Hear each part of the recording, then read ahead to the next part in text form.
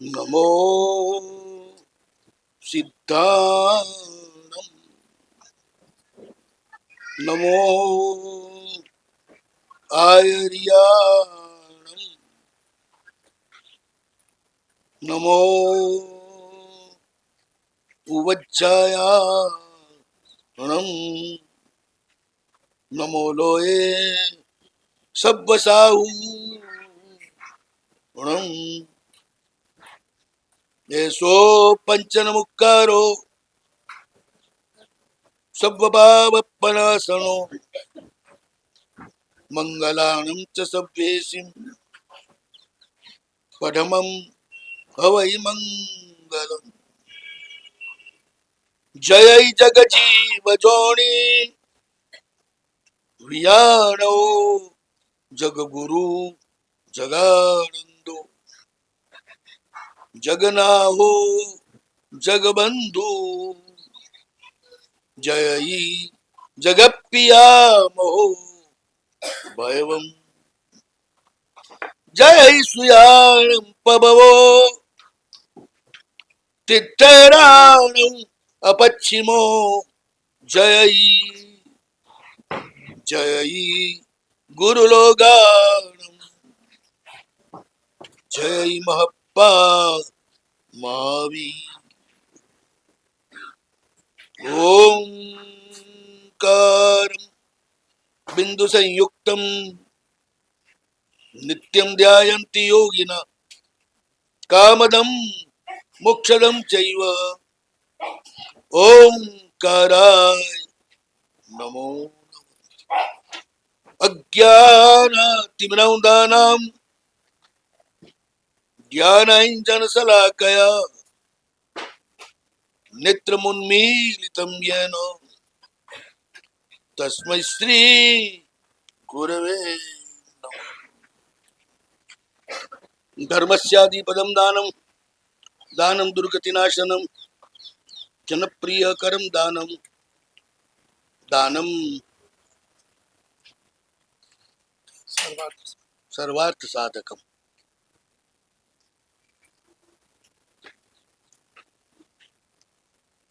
અનાદિકાળથી લેતા જ શીખ્યા છીએ, એમાંથી પાછા ફરવાનું છે. દેતા પણ આવડે છે, પણ જ્યાં આપ્યા પછી પાછું મળે જ નહીં, એ જ આપણી પીડા છે. આપીએ પાછું જ ના આવે, શું કામ?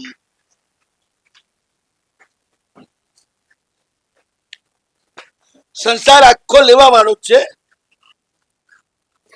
આપવા વાળો નથી. આપવાનો સ્વભાવ માત્ર ચૈતન્યનો જ છે.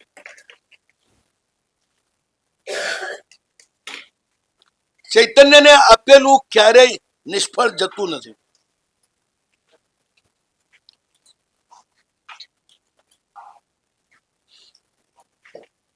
આપો છો તમે, સંસારને આપો છો. તમે જેમાં મુખ્ય છો, દેહ જેમાં મુખ્ય છે, એવો બધો જ વ્યવહાર એ સંસાર છે. આત્મા જેમાં મુખ્ય છે, એ વ્યવહાર ચૈતન્યનો વ્યવહાર છે. ઓળખાણ માત્ર ચૈતન્યની, ચહેરાની નહીં.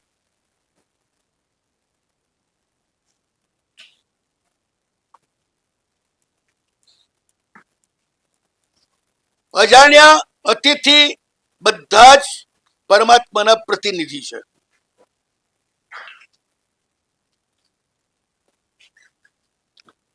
પ્રભુ કયા રૂપે તમારે ત્યાં આવે એનો કોઈ પત્તો નથી.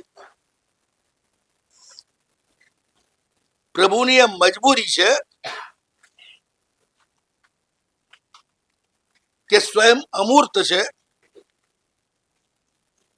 એટલે કોઈક મૂર્તના સહારે જ એને પ્રગટ થવું પડે છે.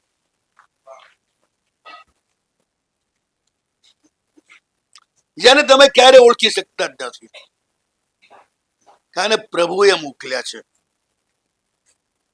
વગર નોતરે, વગર મૂર્તે જે તમારા માટે આ કંઈક લેવા આવે, એ બધા પ્રભુના મોકલેલા આવે છે.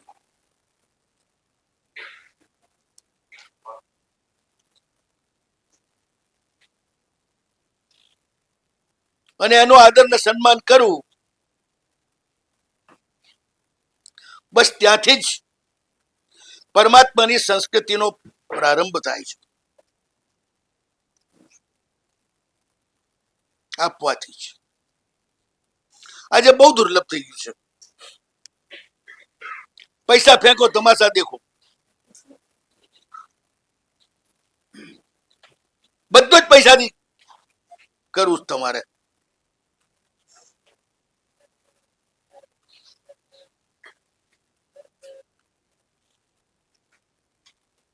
હૈયાના હેત વિનાનું બધું નકામું.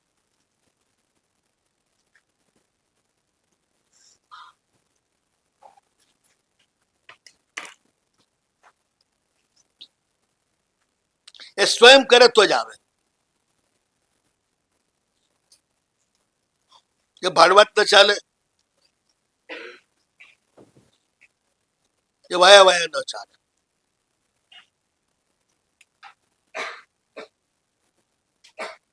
પતિ પ્રિય તમારે સંદેશો મોકલે, આવી જા,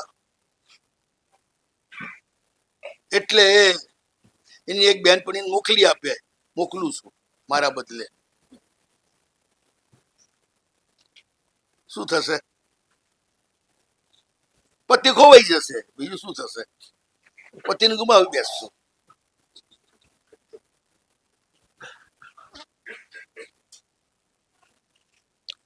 જમવાનું આપણે કે બીજા કોઈને મોકલવાનું આપણા બધે જમવા? ક્યાં મોકલવાનું બદલે?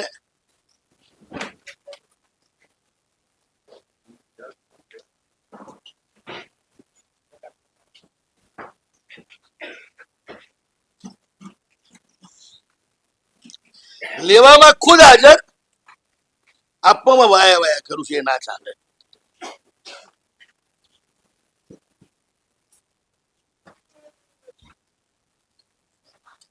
કાલે જ મેં કહ્યું હતું ને, મંદિરની બહાર બેઠેલા ભિક્ષુકને એ રાજી થાય એટલું આપીને એની હેસિયત કેટલી, તમારા જેટલી નહીં. એને 5-10 રૂપિયા આપો એટલે રાજી થઈ જાય, 100 રૂપિયા આપો તો થઈ જાય. તમને તેની કિંમત જ ના હોય.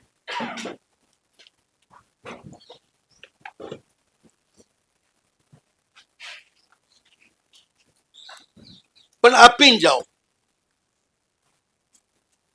જે આપ્યું ને તમારું, એટલું તમારામાં સ્પેસ સર્જાણું, એટલો ખાલી, એટલી વસ્તુનો માલિકી હક તમે છોડ્યો.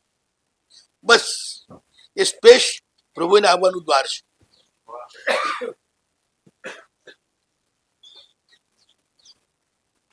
હવે એ સમર્પણ છે એ કોઈની પાસે કરાવાય કે આપણે કરાય? ન છૂટકો તો પાસે કરાવાય, કોઈની પાસે. શંકરપુર પાસે ગામ છે, ફેંચડી એનું નામ. તે બધા ઠાકોર રહે. શંકરપુર એક જમાનામાં આપણા જૈનોનું વર્ચસ્વ વાળું ગામ, ખાસી વસ્તી. આપણે ત્યાં પહેલા ખેડૂતોનો જ આપણો ધંધો હતો. ખેડૂતોને આપણે પૈસા ધીરીએ, એ આપણને બધો માલ આપે.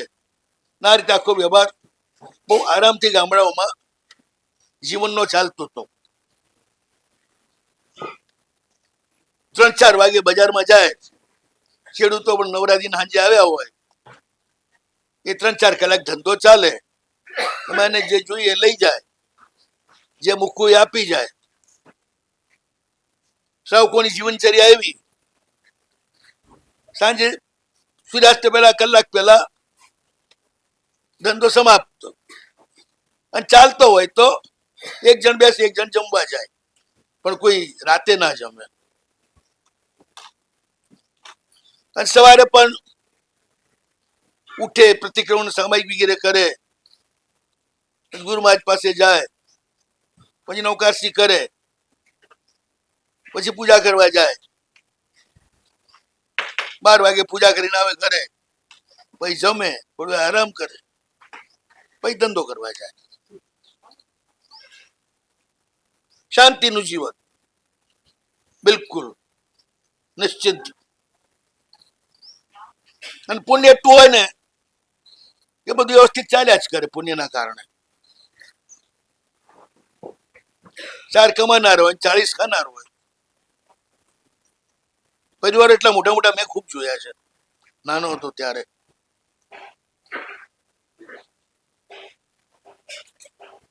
શેઠને પાલીતાણા જવું તું, એટલે ખેડૂત બોલાવીને કહી, ભાઈ ચોમાસું આવી રહ્યું છે, તારે જે લેવું હોય લઈ જા, બિયારણ પૈસા, હું જાઉં છું પાલીતાણા. પેલો વળી ખેડૂત થોડો હોશિયાર હતો, એટલે પૂછું, અત્યારે તો પાલીતાણા કેમ જાઉં છું? તો કે અમારું બહુ મોટું તીરથ છે અને ત્યાં જીવતા જાગતા અમારા આદિશ્વર દાદા છે, એમની યાત્રા કરવા જાઉં છું. પૂનમ પહેલા કરી લેવી પડે, એટલે તારે ખેતનું ટાણું ને મારે જાત્રાએ જવાનું ટાણું, બે ભેગા થઈ જાય. 60-70 વર્ષ પહેલા તમને ખબર છે ને, ઠકાઠક રેલગાડી આવતી હોય, વિરમગામથી બે, ત્યારે 2 દાડે શિહોર પહોંચે, શિહોરથી વળી કઈ બદલી કરે, પછી પાલીતાણા પહોંચે, 7-8 દિવસ થઈ જ જાય જઈને આવતા. પછી બધી તૈયારી કરવી પડે ને. આજની જેમ પૈસા ફેંકો તો મારા સાથે કોણ હતું. પાલીતાણા જવાનું હોય એટલે 10 દાડા પહેલાથી બહેનો તૈયારી કરે, 10 થી 15 નાસ્તાના ડબ્બા ભરે, પછી સગડી લઈ લેવાની અથવા પ્રાઇબસ, વાસણ બધું લઈ લેવાનું સાથે. પછી પાલીતાણા જવાનું, 5-6 દિવસ રહે, એટલે જમવાનું હાથોહાથ અને નાસ્તા હાથોહાથ. કોઈ ભોજનશાળા ગોતેની નહોતી એ નહીં જમાનામાં. નરસિંહ નાથાણીની બધી ધર્મશાળાઓમાં તમને રસોડા હાથેની જ રૂમ મળતી. રસોડું એટલે એક ચૂલો હોય, લાકડા લઈ આવવાના બજારમાંથી, ચૂલો ચેતાવીને રસોઈ બનાવવાની. સવારે દૂધ લઈ આવે અને બધા ભરપૂર નાસ્તો કરી લે, કરવા વાળા, ન કરવા હોય ના કરે. પછી 8-9 વાગે નીકળે આરામથી, ઠેઠ નરસિંહ નાથાથી ચાલતા ચાલતા ચાલતા ચાલતા તળેટીએ પહોંચે, તળેટીએ ચૈતન્યનંદન કરે, પછી ઉપર ચડે આરામથી, 11-12 વાગે પહોંચે. પછી ભગવાનને પૂજા અને બધું આરામથી કરી, બધે દર્શન કરી, અને 3-4 વાગે ઉતાવળ તો હોય જ નહીં ગાડી પકડવાની, આરામથી પછી નીચે ઉતરે. 4 વાગે અહીં રસોઈ બનાવે. સાધુ સાધુ આજુબાજુ હોય તો વિનંતી કરે, વરવા પધારશું. સાધુ સાધુ લાભ આપે. કોઈ વળી યાત્રી ગયેલા હોય, એકલા હોય બિચારા, આમ તેમ ગોતતા ખાવા પીવાનું, તેને પકડી લાવે, તું અમારે ત્યાં હેડ, અમારા 10માં તું 11માં. આ રીતે યાત્રા કરતા. એટલે તૈયારી કરવી પડે ને, 10-10, 15-15 દિવસ તૈયારી કરે, પછી પહોંચે, પછી પાછા આવે. એટલે આમ દાદાનું ધ્યાન 1 મહિનો ચાલે. તમારી જેમ વગર ધ્યાને નહીં પહોંચવાનું, વિરહમાં તપવાનું, ભીતર પૂરેપૂરી પ્યાસ જગાવવાની. પછી પહોંચે ને ત્યારે ભગવાન સીધા આવીને બાથે જ મળે, બોલે નહીં, સીધા ખોળામાં મળે. પંથ વિશે પ્રભુજી મળ્યા, લેવા આવે ભગવાન. તો ઘણીવાર એવું બને તમે ભૂલા પડ્યા હો ને તો લેવાય આવે, હાલ ભાઈ હાલ, હું તારી જ રાહ જોઉં છું. આપણે ભગવાન માટે ઝૂરતા હોય ને ત્યારે ભગવાન આપણી રાહ જોતા હોય. એ ઝૂર્યા તો નહીં, રાહ જુએ. જેમ પેલા ગોશાળાની રાહ જોતા ને ભગવાન મહાવીર, ક્યાંય પકડીને બાંધી દે તો ભગવાન ઉભા રહે. પછી ચેલા તરીકે ના નથી પાડીને એટલે પછી હાથ તો જોવું પડે ને, જવાબદારી છે ને. એ ગમે તેવો પાક્યો, પણ ભગવાને પોતાનું ગુરુપણું એને લજવ્યું નહીં, એને ચેલાપણું લજવ્યું. અને મહાવીરે ગોશાલો પણ એમ સમજી લેવાનું આ જમાનામાં આવા ઘણા ગોશાળા જેવા હોય.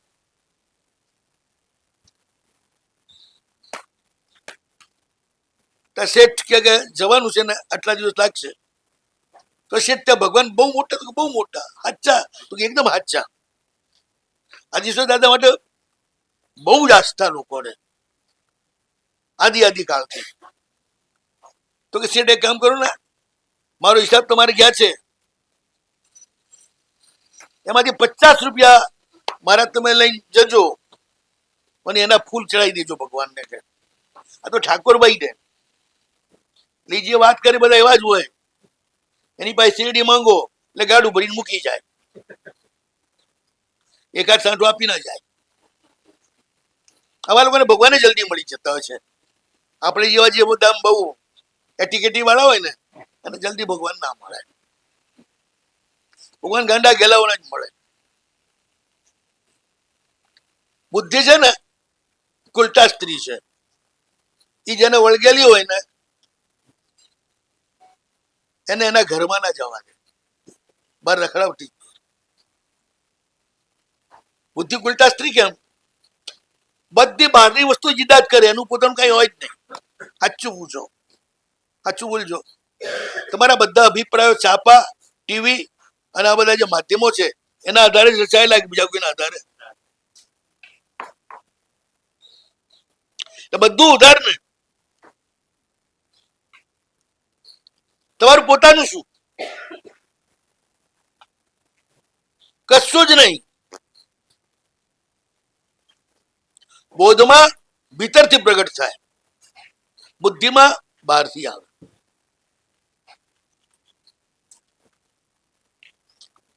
બીજાની વાતો ઉપરથી જે દોરવાઈ જાય ને એ બુદ્ધું કહેવાય. ઉધાર પૈસા ઉપર પોતાને કરોડપતિ માને એ કેવો કહેવાય?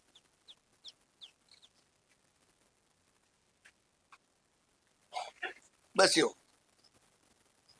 કે 50 રૂપિયાનું ચડો. 50 એટલે એ જમાનામાં, જે જમાનામાં એને 50 રૂપિયાનું કહ્યું ને એ જમાનામાં 2.5 રૂપિયા તોલા, 2.5 તોલા સોનું આવે 50 રૂપિયામાં.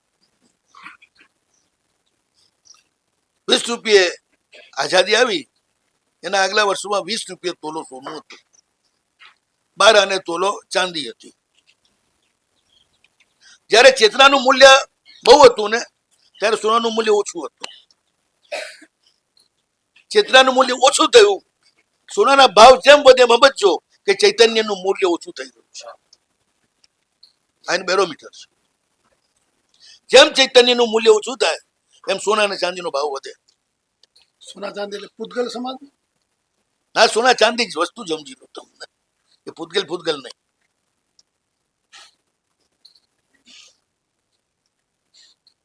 ચૈતન્યનું મૂલ્ય વધે એટલે આ બધી વસ્તુનું મૂલ્ય ઘટી જાય, દડાદડ નીચે ઉતરી જાય. હવે એ 50 રૂપિયા વિચાર કરો, એ ઠાકોરે કહી દીધું. આપણા જમાનામાં એ વખતે શેઠો પણ બધા પ્રમાણિક હતા, 70, 50, 95 વાળા નતા. 70, 50, 95 2 મૂગ્યા છૂટના, લાવો પટેલો ખોમાં 2 ઓછા, આવા હિસાબ કરતા હતા. એવું કરતા પટેલ સમજે કે હા ફાયદો કર્યો શેઠે. હવે એને શું ખબર પડે? 70, 50, 95 થાય જ નહીં, 70, 50, 85 થાય. 2 મૂક્યા છૂટા તો 83 રૂપિયા થાય, એને બોલે 15 રૂપિયા વધારે ઠોકી. થોડાક જણા એવું કર્યું ને બધાનો દાડો ઉઠી ગયો, ધંધા તૂટી ગયા. થોડાક પણ ખોટું કરે ને બધા ખરાબ બની ગયા. શેઠ ગયા, 50 રૂપિયાના ફૂલ લીધા, આખા ભગવાન ઢંકાઈ ગયા હશે. કોથળાના કોથળા ફૂલ જેટલા આયા હશે ને માળીઓના બધા લઈને ભગવાને ચડાવી દીધા. 15 દાડે શેઠ પાછા આયા, ઠાકોર મળ્યો, શેઠ મારા ફૂલ? હા કે તારા ફૂલ ચડી ગયા. ઠાકોર તો એટલે ફૂલ ચડાયા, તમે તો ટીલા જ કરવાનું કે મફતલાલ. મફતલાલો બધા ટીલા જ કરે, એમાં કઈ કરશે? અને ઉપરથી આંગળીનો મેલ ચંદ્રમાં નાખીને ભગવાને ચડાવતા જવાનું. તમારા આંગળા કયા ચોખ્ખા છે? હાથ વગર ધોઈને કપડા પર મૂકો ને તો એ છાપ આવે. નિરંતર રોમે રોમ માંથી ગંદકી નીકળી રહી છે. નેગેટિવ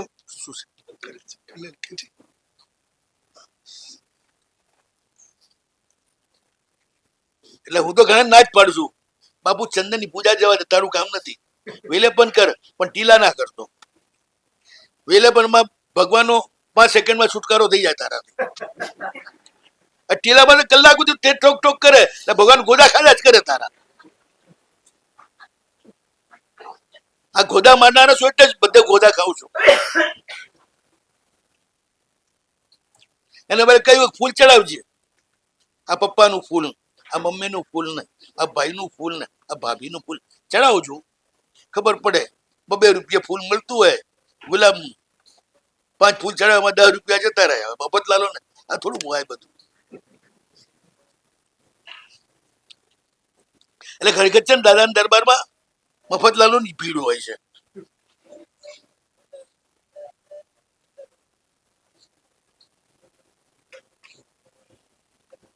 શેઠને કહી દીધું કે ચડા, પેલો ખુશ થઈ ગયો. હા તો ચલો, ભગવાન મારું પહોંચી ગયું. ચોમાસું પૂરું થવા આવ્યું. રૂપેણ નદીના કિનારે એનું ખેતર 18 વીઘા ખેતર હતું. અને દર સાલ પાક્કી વાત કે 4000 રૂપિયાનો માલ ઉતરે એ જમાનામાં એના ખેતરમાં. એ બધા વાનિયાને ત્યાં જમા કરાવે, જોઈએ એમ પછી લેતો રહે, માલ આપતો જાય, પૈસા લેતો રહે. ચોમાસું પૂરું થવાયું, પેલો ખેડૂત આવ્યો કે શેઠ કે તમારો ભગવાન તો બહુ સાચો. કેમ હું થયું? તું કે આ વખતે મારે 4000 ને બદલે 18000 નો માલ ઉતર્યો છે. દર સાલ ચોમાસું અનિયમિત હોય, માલ સુકાતો અને પાણી ના હોય એટલે ફસલ ઓછી થઈ જાય. પણ આ વખતે જ્યારે પણ એ જમાનામાં આ બધું હતું જ નહીં, કુવાય નતા, કશું નતું, વરસાદના પાણીથી જ ખેતી થતી હતી. જ્યારે મારા મોલ સહેજ બુરજાય, એક વાદળી આવે, મારા 18 વીઘા ઉપર વરસે અને ભાઈ જતી રહે.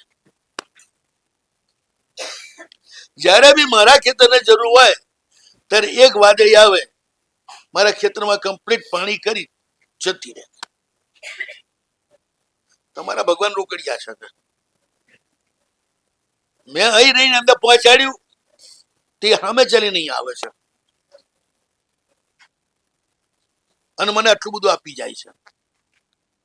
જોઈએ ત્યારે જેટલું જોઈએ એટલું પાણી મળ્યું એટલે મારે ત્યાં પાક 4 ગણો થઈ ગયો, 4.5. ભગવાન તો હાજરા હજુર છે. તમે જરા ભોળા થાવ, બહુ હોશિયારી ના કરવી. વાણીઓ હોશિયારી કરવા ગયો, શિવજીને કહ્યું કે સાહેબ તમારો 1 રૂપિયો એટલે અમારે કરોડ રૂપિયા. તો હા, તો પણ હું 1 રૂપિયો આપણે અર્પણ કરું છું. એટલે શિવજીએ કહ્યું 1 minute please.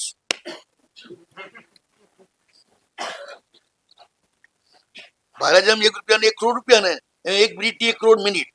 1 minute please, 1 minute સુધી રાજો. ભાઈ હોશિયારી કરવા ગયા ને, માત્ર રૂપિયો મૂકીને 1 કરોડ કમાવા ગયા. તો શિવજીએ કહી દીધું 1 મિનિટ સુધી રાજો, મારી 1 મિનિટ તારી. એટલે એમ કઈ ભગવાન ઠગાવ્યા નથી. તમે ગમે તેટલા નાટક કરો ને, ભગવાન તો કે જીવ માત્રમાં જે મને જુએ એની સાથે જ મારે લેવા દેવા છે.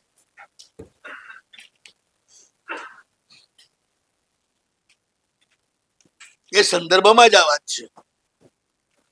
ભૂખ્યાને અન્ન, તરસ્યાને પાણી, બસ સામે આવે વગર બોલાવે. તમારે ગોતવા નથી જવા,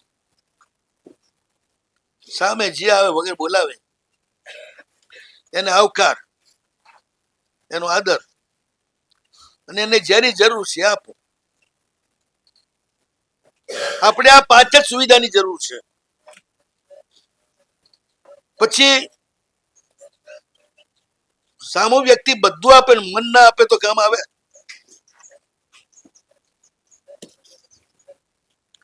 મન વિનાનું બધું જ નકામું ને. અને ઘણા લોકો છે ને કંજૂસ હોય છે, બધું આપે ને મન ના આપે.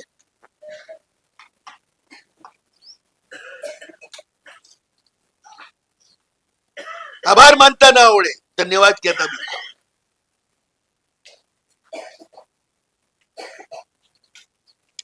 આમાં શું છે, એને કરવું જોઈએ, કર્યું છે, માવડી ધન્યવાદ શાનો? બધે બધ સામાનું આ કર્તવ્ય છે, સામાનું આ કર્તવ્ય છે, કારણ તમારું તો કોઈ કર્તવ્ય છે જ નહીં.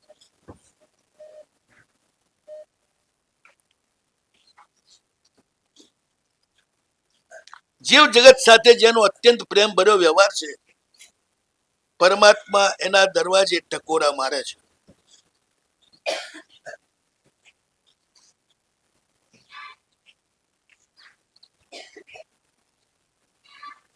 જે હોય તે. અને હું તો એવું માનનારો માણસ છું કે પ્રભુનું શાસન થપાય ને, એ શાસન સુશાસન કે કુશાસન. હવે સુશાસનમાં વધારે લોકો સુખી હોય તો સુશાસન, કે વધારે લોકો દુઃખી હોય તો સુશાસન?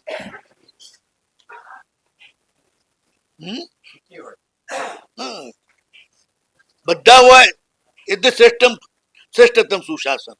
70% તો કમસે કમ જોઈએ ને.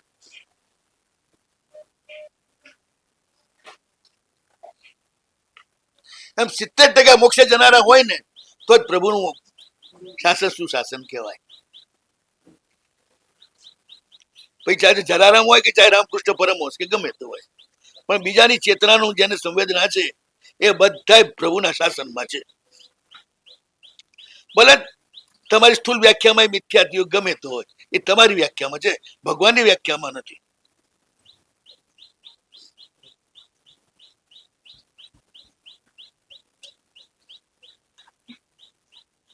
અમે ચાલ્યા જતા હોઈએ અને એ નીકળે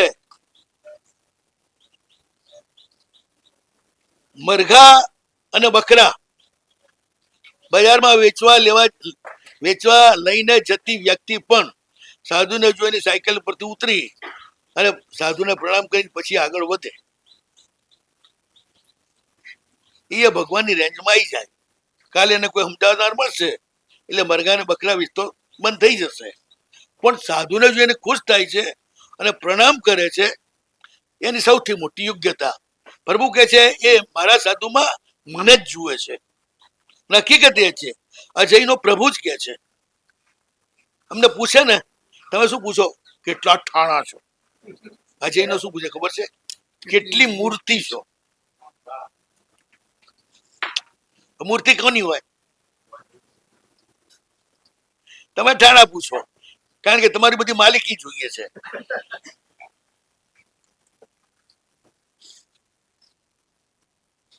હજી સુધી મને સમજાતું ને ઠાણા શબ્દ અર્થ શું કરો તમે લોકો? આપ શું કરો છો? હું તો સમજાતું નથી, કહું તો રહ્યો છું. બનકો ઠાણા એટલે શું?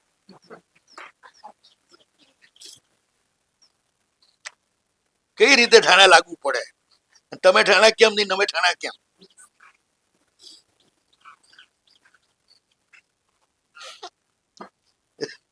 બોલો.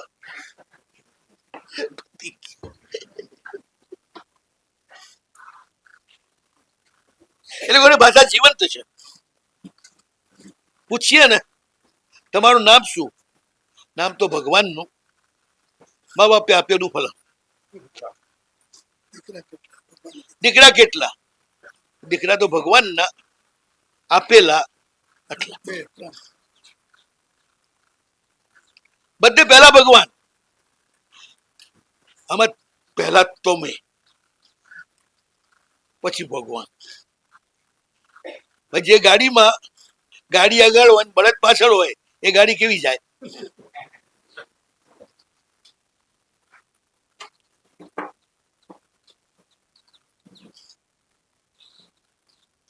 ન માલુમ અહંકારની ભાષામાં જ આપણે લોકો વાતો કરીએ છીએ બધી. એકવાર એક ગામમાં વિહાર કરતો હું પહોંચ્યો. મોટું તીર્થ હતું. પહેલી વાર ગયેલો ઘણા વર્ષો પછી. પહેલા ગયો ત્યારે બહુ નાનો હતો. બીજી વાર થોડો સમજનો થયો પછી ગયો. નાનો આમ પાછું એટલે કૌતુકી બહુ. એટલે આપણે બાયણામાં જ ઉભા હોઈએ મોટા ભાગે. બાપા મારા જોરવા ગયા હતા ને હું બાયણામાં ઉભો હતો એકલો એકલો કંટાળેલો. એટલે ત્યાં એક સુશ્રાવક આવ્યા. તારી અમે પેલા જોયું. મેં કીધું પોસ્ટમોર્ટમ ચાલતું લાગે છે. મારા નવા આવ્યા લાગો છો. નવો જ આવ્યો. એમણે આમ અંસાર લેવાની કર્યું કે આ કોક દાડો કે આપણી હડફેટે ચડેલા છે. નવો જ આવ્યો છે. મારે મને ઓળખો છો? બહુ અજ્ઞાન માણસ છું કીધું. તમારા જેવા મહાપુરુષને હું ક્યાંથી ઓળખી શકું? અરે મહારાજ પછી બોલતા જાય આમ કરતા જાય બે ખબર આમ પછી આમ બિચારા દુખતું લાગે છે. ક્રોધમાન પરિહરું બે બાજુ બેઠેલા હોય. આ લક્ષણ છે તીવ્ર અહંકારી વ્યક્તિનું. આમ ખબર ઉછાળે એટલે ઓળખાઈ જાય. આ મોટા બા છે થોડા મોટા કરો તો કામ થઈ જશે. મન કે મને નથી ઓળખતા. પૈસા બહુ અજ્ઞાન માણસ કીધું ક્યાંથી ઓળખવું? અરે બધા સાધુ મને ઓળખે ભલે હું એમને ના ઓળખતો. સારું પણ હવે આપતો પરિચય આપો તો સારું રહેશે. મારું નામ બાબુલાલ. હું એના સંઘનો પ્રમુખ છું. બધું કામ હું જ કરું. બહુ સરસ કીધું. કામ પડશે તો આપની પાસે આવીશ. સારું એમનું જ્ઞાન આપીને પછી રવાના થઈ ગયા. પૂછ્યું નહીં તમારા જ ગોચરી પાણી મળ્યા કે નહીં, પાણી બીણી આવ્યું કે નહીં, બધી વ્યવસ્થા થઈ છે કે નહીં, એવું થોડું પૂછવાનું. મોટા માણસે તપાસ જ કરવાની હોય ને કે કોઈ ભળતું તો નથી પૈકી ઉપાસરામાં. લાવે ભટકી જતા હોય છે વિહારમાં. મજા આવે હો. મારા વિહારમાં તો આમ રોજ નવી ફિલ્મ ચડે જે તમે જિંદગીમાં ના જોઈ લ્યો એવી. ભાઈ અમે તમારી ફિલ્મ શું જોવા આવીએ? પેલા બધા નકલી હોય ને અમારી ફિલ્મમાં બધા અસલી અભિનેતા હોય વગર પગારના. દરેક ઘરમાં એક ફિલ્મ ઉતરતી હોય એને જોવા મળી જાય.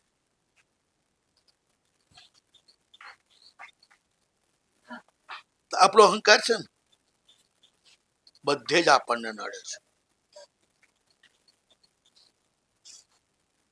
એટલું આપણે જાણતા નથી કે જો બીજા ચૈતન્યનો સહકાર ન હોય તો આપણું કશું જ થાય નહીં. પુણ્ય બાંધવું હોય તો પણ બીજા આત્માનો સહકાર જોઈએ. તમારે દાન કરવું છે પણ લેવા વાળો જ ના મળે તો શું કરો?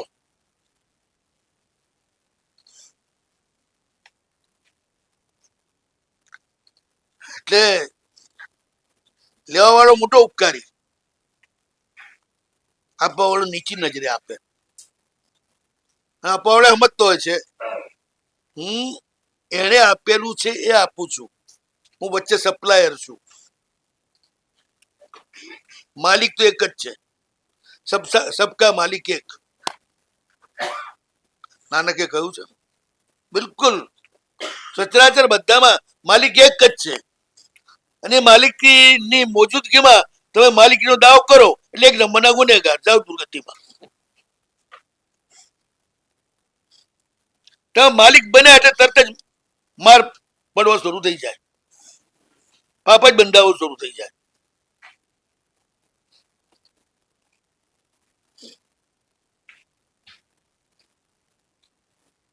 આપ્યું છે એને, આવ્યો છે લેવા લઈ જા, વાત પૂરી. જે જોઈતું હોય લઈ જા. હું કઈ લઈને આવ્યો નથી, લઈને જવાનો નથી. આ દાન ધર્મ. જ્યાં દાતા મટી જાય ને દાન જ રહે એનું નામ દાન ધર્મ. દાતા ઉભો રહે ત્યાં સુધી દાન ધર્મ ન થાય.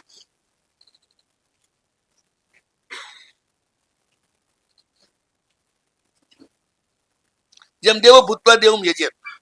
મંદિરમાં કાં તો ભગવાન રહે કાં તમે રહો, બે ભેગા ના રહી શકે.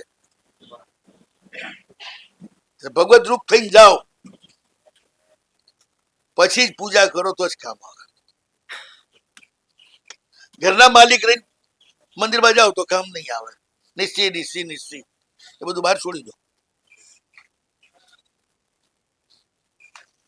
જેમ રાજા મહારાજાઓ સત્તાના ચિહ્ન છોડીને આવે ને,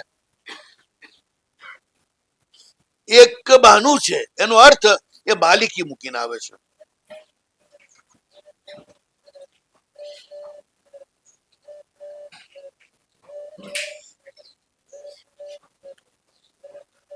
પ્રભુ માલિક થાય પછી વાત જ છોડી દો ને, બહુ મજા આવી જાય. કુંવરપાલ રાજાનો સેનાપતિ અંબળ, ઉદયન નો દીકરો, મહામંત્રી ઉદયન, જબરદસ્ત પરાક્રમી. એને દક્ષિણમાં મલ્લિકાર્જુનનો વિજય કરવા માટે મોકલ્યો. આંધ્રમાં વિજય કર્યો, બહુ બુરી રીતે એને હરાયો. એ મરી પણ ગયો. અને ત્યાંનો એનો ખજાનો 14 કરોડ સોનામોર, વિસહર સુક્તિ, હાથીઓ બધું લઈને આવ્યો અને ભેટ ધર્યું બધું કુમારપાળને. કુમારપાળ ખુશ થઈ ગયો. વિસહર સુક્તિ એટલે જેમાં કોઈ પણ વસ્તુ નાખી હોય ખાય તો તરત જ ઝેર ઉતરી જાય. એ છીપ પોતાની પાસે રાખી.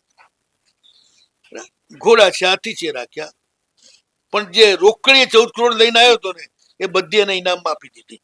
એટલે લઈ જા. પેલા એ લીધી અને ઘર તરફ ચાલ્યો. રસ્તામાં માગણો ના ટોળે ટોળા એટલા બધા મળ્યા.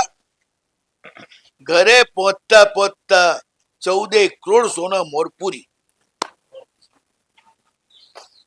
આ અમારા શ્રાવકો ધર્મમાં નહીં, એ વિજય કરીને આવ્યો છે એની ખુશાલી દર્શાવવા આવેલા લોકો એને બધી સોનામોર વેચી દીધી. ફ્રી થઈને ઘરે પહોંચ્યો. કુમારપાળને ખબર પડી એટલે ગુસ્સે થઈ ગયો. મેં આપેલું કઈ એને ઉડાડી દેવા માટે થોડું આપ્યું હતું, આવી રીતે થોડું ઉડાડવાનું હોય.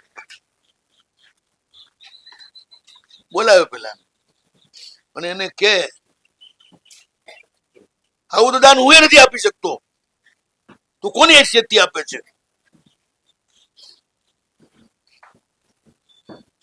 એટલે એ કે છે કે તમે ના આપી શકો, કારણ કે તમારો બાપ છે ને એ 12 ગામડીનો ધણી હતો અને હું આપી છું કારણ કે મારો બાપ છે ને 18 દેશનો ધણી છે.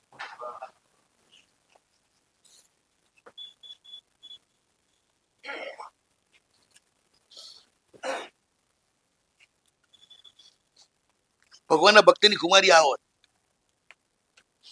ઉદારતા આ હોય. માંગનારો મળે એટલે આપે જ છૂટકો થાય. બધું લૂંટાવીને ઘરે જાય. કોણ લઈને આવ્યું છે ને કોણ લઈને જવાનું છે?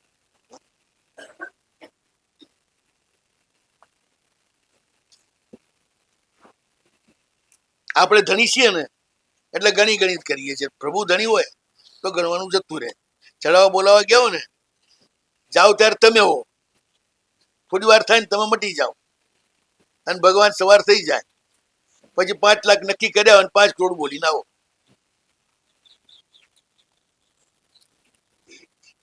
કારણ કે પછી ભગવાન બોલતો હોય છે, તમે નથી બોલતા હોતા. પતે ચડાવ મળે ત્યારે હોશ આવે, યાર 5 કરોડ હું બોલ્યો, હા તું બોલ્યો.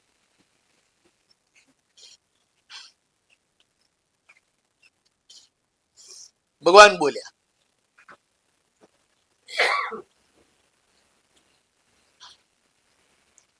દાન સિવાય પરમાત્મા સાથેનો સંબંધ થતો નથી. દાન દ્વારા એક આત્મા સાથે સંબંધ થાય તો બધા સાથે થાય, અને તો પરમાત્મા સાથે પણ થાય.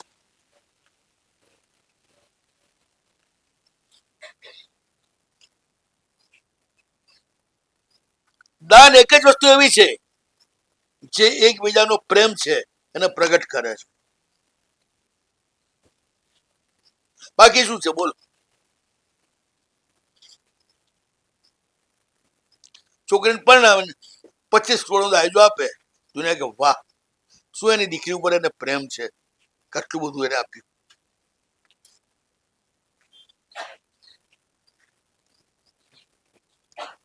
પ્રેમ હોય તો વસ્તુની કિંમત નથી હોતી. બસ પૂતગલની કિંમત ગઈ એટલે ચૈતન્યની કિંમત આવી. પ્રેમ ચૈતન્યનો સ્વભાવ છે, પૂતગલનો સ્વભાવ પ્રેમ નથી, પણ છે દેવો એનો સ્વભાવ છે. બરોબર ટાઈમ ઉપર જે દવું દઈ છે તમને. પ્રેમ ચૈતન્યનો સ્વભાવ છે. એ ચૈતન્યનો સ્પર્શ એટલે પરમાત્માનો સ્પર્શ. પરમાત્મા ક્યારે પણ સ્વયં આવીને સ્પર્શ કરતા નથી, શક્તિ રૂપે સ્પર્શ કરે છે. જેટલા તમે વરસીને ગયા હો, કાળા વાદળામાંથી ધોળા વાદળા થઈ ગયા હો, પછી પ્રકાશ કેટલો રિફ્લેક્ટ થાય? સૂર્યનો પ્રકાશ ધોળા વાદળા ઉપર પડે તો કેટલો રિફ્લેક્ટ થાય, અને કાળા વાદળા ઉપર પડે તો કેટલો રિફ્લેક્ટ થાય? કાળા વાદળા ઉપર બિલકુલ રિફ્લેક્ટ ના થાય, અને ધોળા વાદળા ઉપર આંખ આંજી નાખે એટલું રિફ્લેક્ટ થઈ શકે. પ્રભુ તો આવી જ રહ્યા છે, પણ તમારામાં તૈયારી નથી એટલે પ્રતિબિંબિત નથી થતા.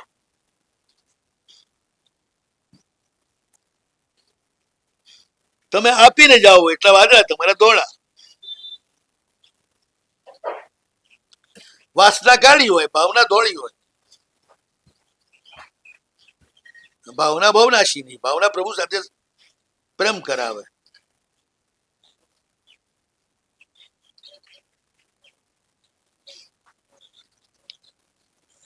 ચડાવો જેટલો મોંઘો મળ્યો હોય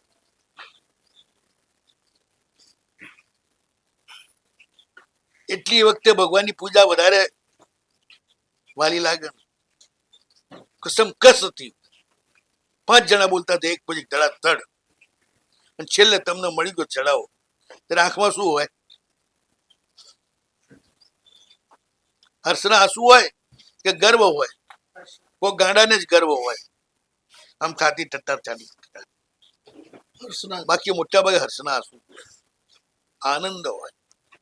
એટલે પણ 1 લાખ મણ બોલ્યો કે 10 લાખ મણ બોલ્યો, સીધા 50 લાખ તારા ઓછા થયા, અને તું ખુશ.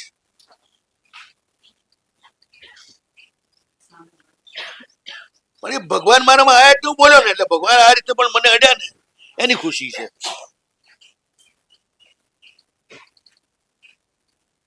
મારી શું હેસિયત હતી કે હું બોલી શકું? આટલું મોટું બોલવાની ચિત્ત તો ભગવાનની જ હેસિયત હોય. એટલે ખરેખર તો પ્રભુ જ પ્રભુને પૂછતા હોય છે. આપણે શું પૂછીએ? આપણી હેસિયત શું કે એમને પૂછી શકીએ?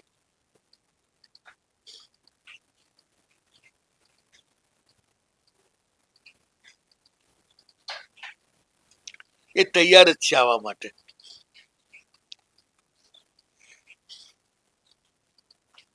આઈ રેડી, આઈ ઓલ્સો રેડી. યશોવીમાનું દોહરાવું છું, યુ આર નો રેડી.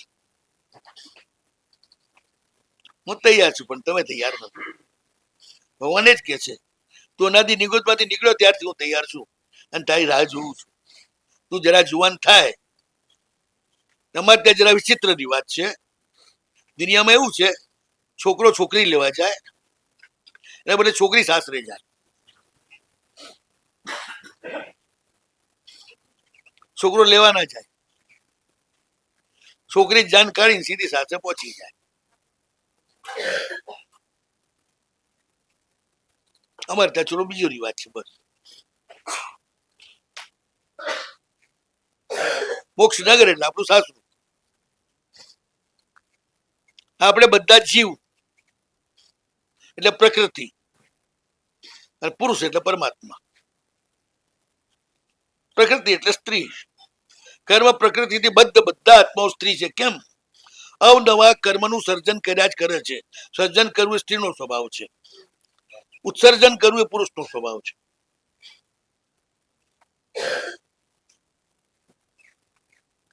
તમે જે કર્મનું સર્જન કરો છો માટે સ્ત્રી જ છો. પુરુષ કિસ્યો તુમ નામ. કોઈ પુરુષ છે જ નહીં સિવાય પરમાત્મા આખા વિશ્વમાં. બાકી બધા સ્ત્રી જ છે. અને ત્યાં પહોંચવાનું છે આપણે. પણ રસ્તો આ જ જે પ્રભુના છે એની સાથે લેણ દેણનો સંબંધ. પ્રભુના કોણ? જે તમારી ઓળખાણના ના હોય.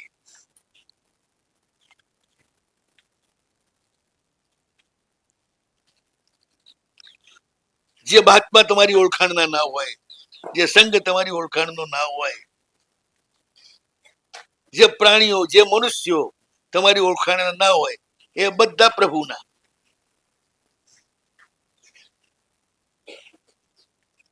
એની સાથેનો જે સંબંધ બાંધો એનું નામ દાન ધર્મ. આચાર્ય આજ પધાર્યા છે, શાસનના પ્રભાવક છે.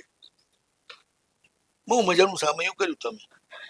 પહેલી જ વાર જોઈ રહ્યા છો આચાર્યને, પણ મારા પ્રભુના શાસનના વાહક છે. આચાર્ય આજ પધાર્યા છે.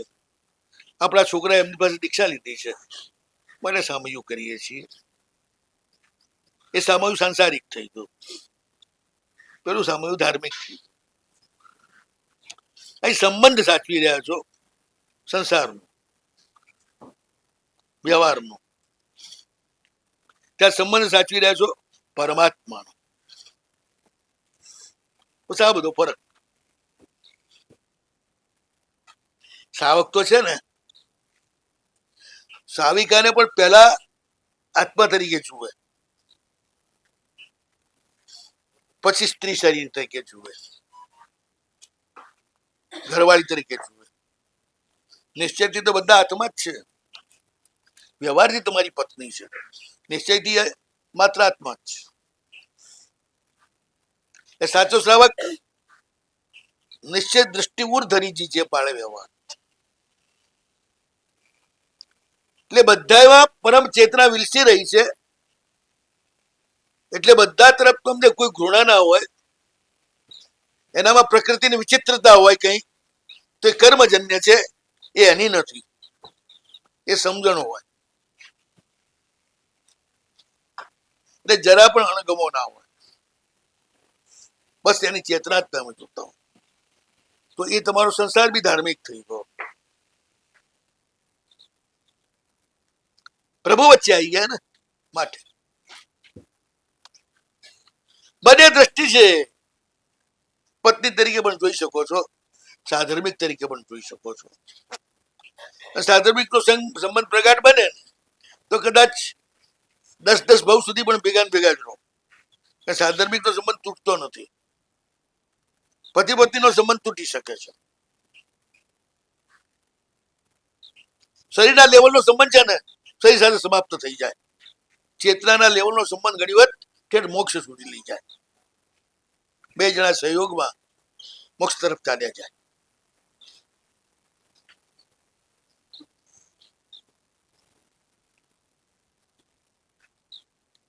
દીકરાને પણ તમે એ રીતે જ જુઓ.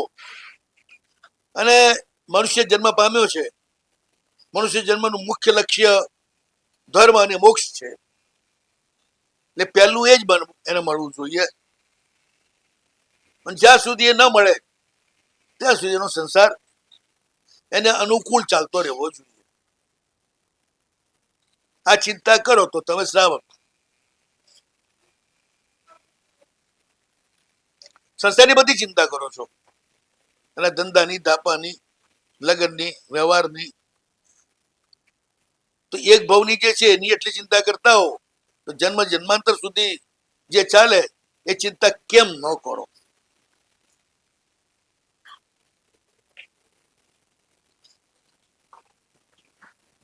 પણ એના જે સાચા ઉપાય હોય જ કરો. બાપ ગમે તેટલો ગ્રેજ્યુએટ હોય, છોકરાને ઘરે ભણાવે કે સ્કૂલમાં મૂકે?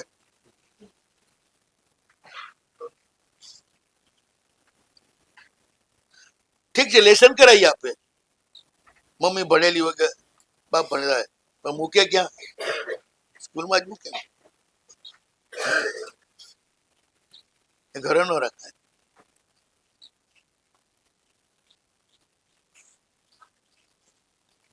કેવી રીતે? ગુરુ પાસે મુકાય.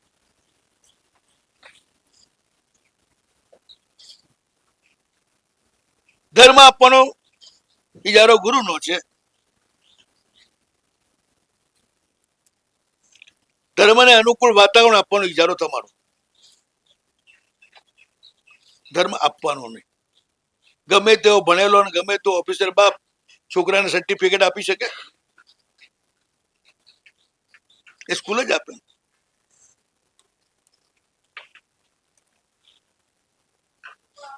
પેલો છોકરો સાવ નાસ્તિક, જરાય ભગવાનનું મોઢું પણ ના જોયે, બાપ અષ્ટપ્રકારની પૂજા કર્યા સિવાય 12 વાગ્યા પેલા મોઢામાં પાણી પડતા નાખે. છોકરો મંદિરમાં જાય ને કઈ કરે નહીં. હવે બાપ વિચાર કરે શું કરું, અને શું કર્યું? દરવાજા ઉપર ભગવાન નું શિલ્પ મૂકી દીધું કે આવતા જતા દર્શન કરે. મહા ગિલિન્ડર આમ જ નીચો હાલ્યો આવે, ઉપર ભગવાન દેખાય જ નહીં. બાપે જોયું યાર એ ગડબડ છે. મહેલ બહુ મોટો હતો, માત્ર એ ભગવાનને જુએ અને માથું નમાવે એ માટે ખિડકી એટલી નીચી કરી ક્યાંય સુધી જ આવે. દરવાજામાં આવે, આમ સીધો આવે એટલે ભગવાન દેખાય, અક્કર ચાલતો હોય એટલે. અને અંદર પહેવું હોય એટલે આમ નમવું પડે. એ શું અંદર જઈએ કે બાપે સાચો હિતકારી હતો એટલે એને રસ્તો કર્યો. પેલો છોકરો કરીશું, દરવાજો નાનો થઈ ગયો ને આવે એટલે હવે ભગવાન દેખાય ને પછી માથું નમાવવું પડે ત્યારે અંદર જવાય, એ તો ફૂટી જાય. આ રીતે એને નમતો કર્યો અને આ રીતે જોતો કર્યો વગર ઈચ્છાએ. મરીને ભાઈ સ્વયંભૂ રમણ સમુદ્રમાં માછલા થયા.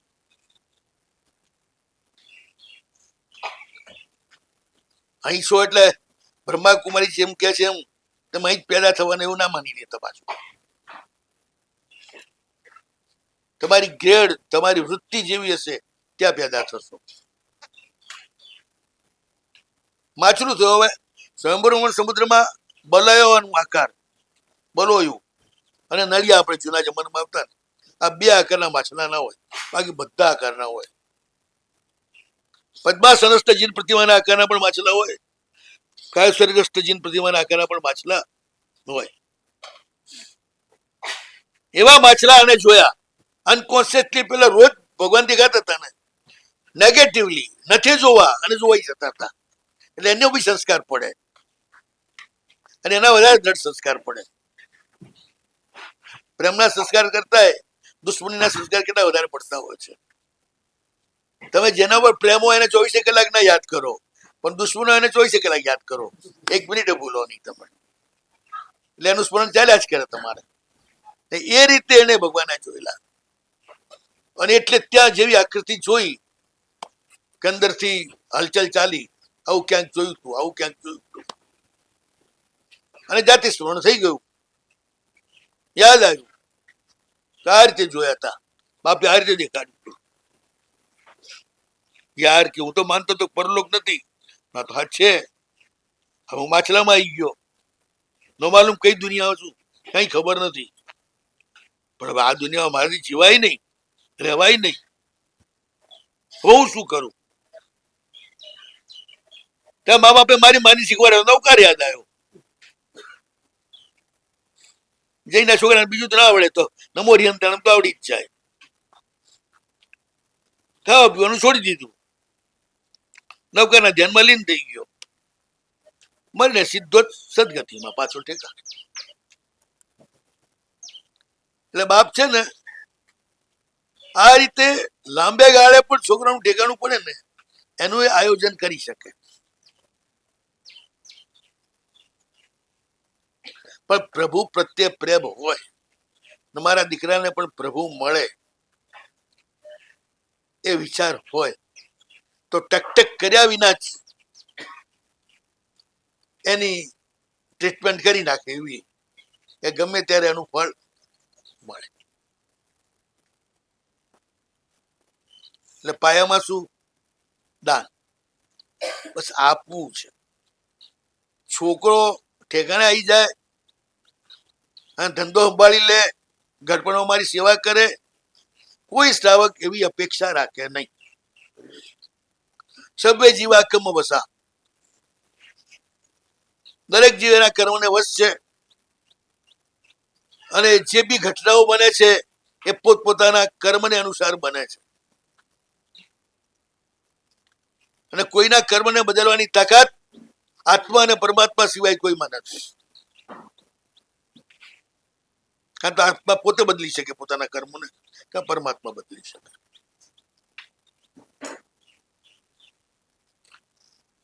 એટલે કોઈના કર્મ બદલવાની ચેષ્ટા બહુ નહીં કરવી. કર્મ બદલાય એવા આલંબન એને મળી રહે એ માટેનું જ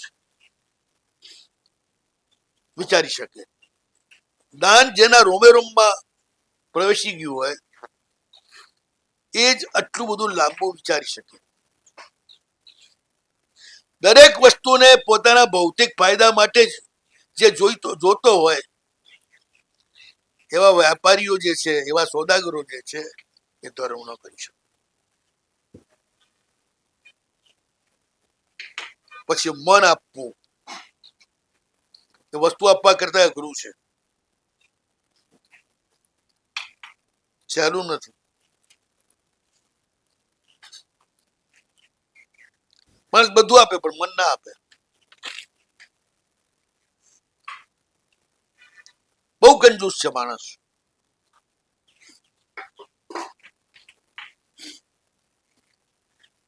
સામાન્ય મન આપવું, ધન્યવાદ આપવો, એને આનંદ થાય એવું જ બોલવું. ભિખારી પણ આવે હોય તો કે ભાઈ પધારો,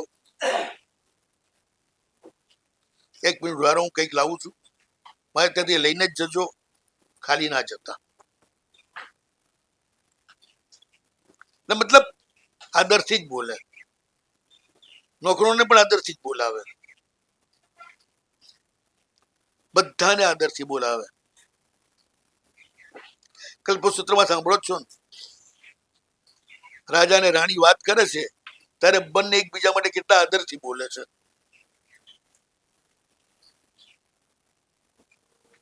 દેવાનું પ્રિય, દેવાનું પ્રિય, એકબીજાની વાત કેટલું કોન્શિયસલી સાંભળે છે, વચ્ચે બોલતા નથી. જે બોલે છે રાણી સાંભળી લે છે પહેલા પૂરેપૂરું. એને પણ ફીલ થાય કે પતિનું ચિત્ત મારી વાત સાંભળવામાં છે. પછી એનું જયારે ઉત્તર આપે છે ત્યારે પણ કેટલો પોઝિટિવ ઉત્તર આપે છે. દાવી કેવી વાત, હવે ઠીક હવે બેઠા બેઠા તરંગો છે ને સપના આયા જ કરે, એમાં કહી દે.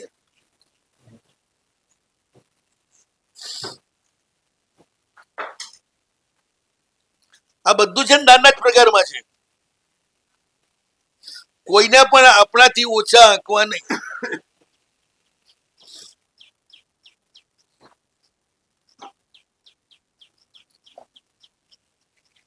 મન અને વચન કાયા દ્વારા તમારી ભૂમિકાને ઉચિત કઈ પણ સેવા કરો, શેઠ નહીં થઈ જાવ. જે થાય એ કરો. સંગ જમણ હોય તો છોકરા પીરસતા હોય, નગર શેઠ પણ પીરસતા હોય, પણ જેની જેવી શક્તિ હોય પ્રમાણે. છોકરાઓ ડોલો લઈને ફરતા હોય, ડોલચા લઈને ફરતા હોય મોટા મોટા. શેઠ પાપડ તળેલા હોય અને થાળ લઈને ફરતા હોય. એમનાથી એટલું જ ઉપડે એવું છે. પણ ફરે, બધાને આપે, બધાનો આદર કરે.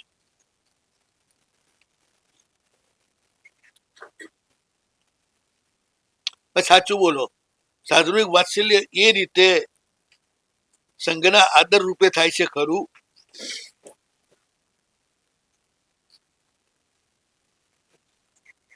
એટલે દાન છે જ નહીં ને. આવી પડ્યું છે, માથે ઉતારી દો. અહોભાવ જે જોઈએ ને એ આપવાના ભાવ સિવાય ના. લેનાર મહાન છે, આપનાર નીચે છે. લેનાર ન હોય તો આપનાર ક્યાંથી આવે? હું જામનગર હતો ને, રોજ એ જમાનામાં રૂપિયો 8 આના કે 4 આની પ્રભાવના થાય. એ વખતે 4 આના બહુ મોટા હતા. વ્યાખ્યાન પત્યા ભાઈ જીવાભાઈ શેઠ ઉભા હોય વાતોમાં, અચાનક ધ્યાન જાય એટલે પેલા પ્રભાવના કે, એટલે ભાઈ મારી પ્રભાવના બાકી છે, એટલે આપી જશે. હું શેઠને કહું, શેઠ તમારે શું કમી છે? તમે વળી પ્રભાવના માંગો છો?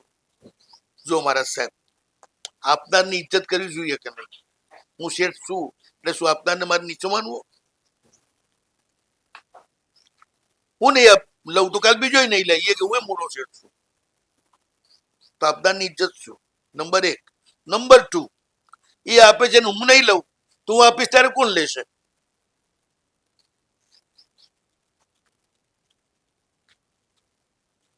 હું આપીશ લેનાર તો મળશે કે મેં કોનું લીધું હશે તો. એટલે હું લેવા માટે માંગતો નથી, પણ મારા આપવાના દરવાજા ચાલુ રહે, ખુલ્લા રહે, મારે ખુલ્લો રહે એ માટે માંગીને લઈ લઉં છું. અને સંઘની પ્રસાદી છે, અને એમાં અમે બધા અહીંયા એક સરખા છીએ.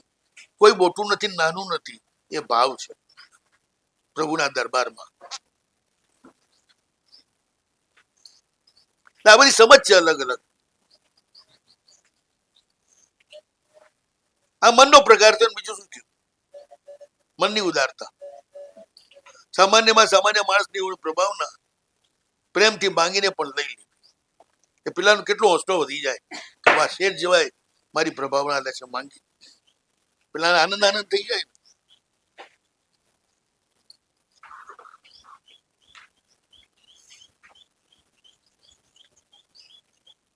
કાયા બસ કઈ ને કઈ ઘસવું છે. આપણે પોતે વરાપવું, પોતે લાઈન વસ્તુ મૂકવી, બધું નોકરો હસ્તક નહીં રાખવાનું, કાને બી ઘસવાની. અને ભગવાનના માટે તો આપણે જ બનાવીને લઈ જવાનું બધું. મારે દવાની જરૂર પડી, એમાં મોતીની જરૂર પડી તો જામનગર જ હતો એટલે અમૃતલાલ શેઠે બસરાઈથી મોતી મંગાયા. સન 65 ની વાત છે. એ જમાનામાં 4000 રૂપિયાના મોતી મને મંગાવી લીધા. પછી એકવાર હું ઘરે ગયો તો બેઠા બેઠા પોતે ઘૂંટે, તો શેઠ તમે આ ક્યાં કામ શરૂ કર્યું? સાહેબ, તમને જે આપવાની દવા હોય તો નોકર પાછું ખૂટાવું? નોકરમાં શું એવો પ્રેમ ને આદર હોય? જે પ્રેમ ને આદર મારામાં હોય હું ઘૂંટીશ, મારો છોકરો ઘૂંટશે ને મારી છોકરાની બહુ પણ ઘૂંટશે. અમે 3 જણા ભેગા થઈને ઘૂંટીને દવા તૈયાર કરીને તમને આપશું. પૈસાથી લાવવા વાળા તો બહુ હોય, પણ સમજદારોને પોતાના હાથે ઘૂંટીને આપે, કારણ કે ત્યાં પ્રેમ ને આદર છે. હું ઘણી વાર જો વાતોડ્યો એ જમાનામાં હતો, વાતોમાં ચડી જઈએ. થોડી વાર તો શેઠ ઉભા રહે. એ 80 વર્ષના અને હું 20 વર્ષનો. થોડી વાર થાય ને મને કે સાહેબ, હું ઘરડો માણસ છું, થોડું દયા કરશો? આપ આ સ્ટૂલ ઉપર બિરાજો તો હું ખુરશી ઉપર બેહું. આપ ઉભા હો ત્યાં સુધી તો બેસી શકું. મારી ક્ષમતા એટલી નથી કે આપ ઉભા રહો એટલો ટાઈમ ઉભો રહી શકું. સ્ટૂલ લઈ આવે, મૂકે, બિહાડે, પછી બે. એકવાર હું બેસી ગયેલો, એ બેઠેલા, પશ્ચિમનું બારણું અને હાનનો ટાઈમ, મારા મોઢા ઉપર તડકો આવવા લાગ્યો અને ઉભા થઈ ગયા મારી તડકાની વચ્ચે. થોડી મેં કીધું તમે કેમ ઉભા થઈ ગયા? તમે થાકી ગયા એટલે તમે બેહાડ્યા. સાહેબ તમારા ઉપર તડકો આવતો હતો ને, એ કેમ ચાલે? એટલે એની આડે હું ઉભો છું. મહેરબાની કરો ને બેહો તમે, આપણે બીજી ક્યાંક બેસીએ. પણ તમારે ઉભા રહેવું પડે ઠીક નહીં, પણ આને આદર કહેવાય. આ ખાનદાની થી આવે આ આદર. આ શીખડાવ્યો નથી આવતો. દાન છે ને એ સહજ છે. મતલબ તમે કેટલી ઊંચાઈ પર પહોંચો ત્યારે દાન શરૂ થાય. શીલ આવી જાય પહેલા, તપણ આવી જાય પહેલા, પણ ભાવ ના આવે. ભાવ તો દાન સાથે જ જોડાયેલું છે. એ આવે તો હું આવું, એ તો હું ના આવું.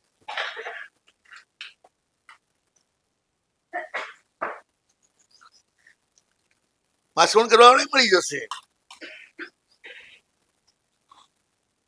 બીજું બધું ત્યાગ કરવા વાળા મળી જશે, દાન કરવા વાળા નહીં મળે. આપવા વાળા નહીં મળે, આદર આપવા વાળા નહીં મળે. મનથી, વચનથી, કાયાથી. લોકોત્તરમાં ધાર્મિકો, લૌકિકમાં જીવ માત્ર.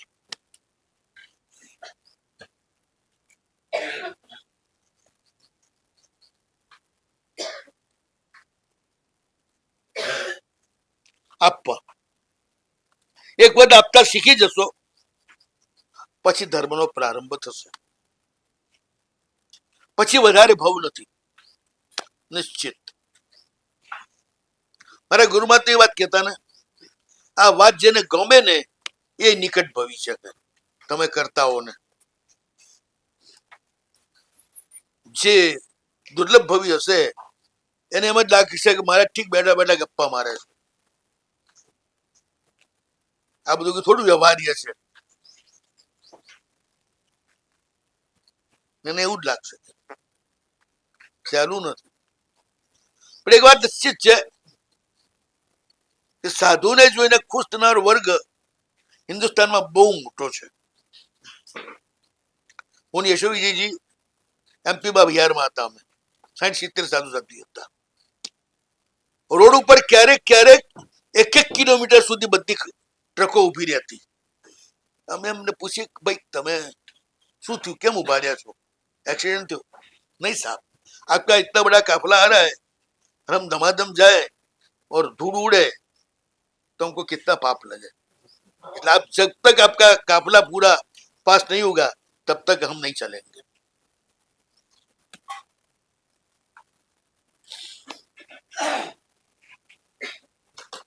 સહજ વિવેક. હું વ્હીલચેરમાં હતો, એસીમાં જ વ્હીલચેરમાં હતા, બધા વ્હીલચેરમાં જ હતા. અમે ઢીલા પહેલેથી થઈ ગયેલા પગના. તો કેટલા માણસ રસ્તામાં મળે અજયનો,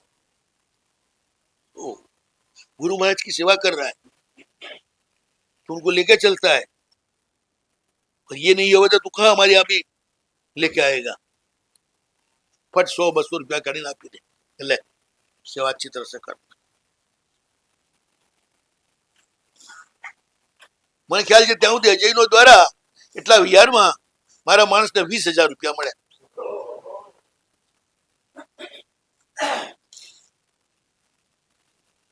એટલે એ બાજુ મહાત્મા ઓછા છે એટલા માટે એવા ભાવ છે. લોકોમાં યોગ્યતા છે માટે.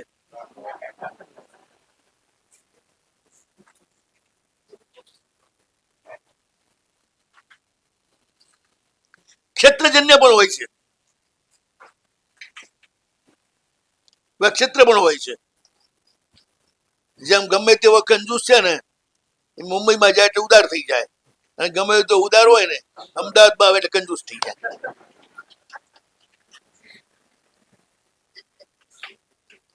ક્ષેત્રજન્ય પ્રભાવ. આમ બધે તમે ઠંડા ઠંડા હાલતા હો, પણ પાલીતાણામાં જેમ ચડતા જાઓ એમ ગરમ ગરમી વધતી જાય. અને પછી તો એક જ ઉત્સુકતા હોય, ક્યારે દાદાના દરબારમાં પહોંચ્યું. બીજે ક્યાંય ધ્યાન હોય એ વખતે પહોંચ્યા પછી પણ અમારા સાથીઓને ભાન ના હોય ને કે વચ્ચે કોણ ઊભું છે ને કોણ નહીં. ધક્કા મુક્કીમાં જ્યાં આવે એને ખસેડતા જાય. કારણ કે નજર ભગવાન આપે, બીજે ક્યાં હોય જ નહીં. વચ્ચે કોણ છે ને કોણ ની ખબર જ ના પડે. આ ક્ષેત્ર જેને પ્રભાવ થયો ને, દ્રવ્ય ક્ષેત્ર કાળ ભાવ બધાને આપણો પ્રભાવ પડે.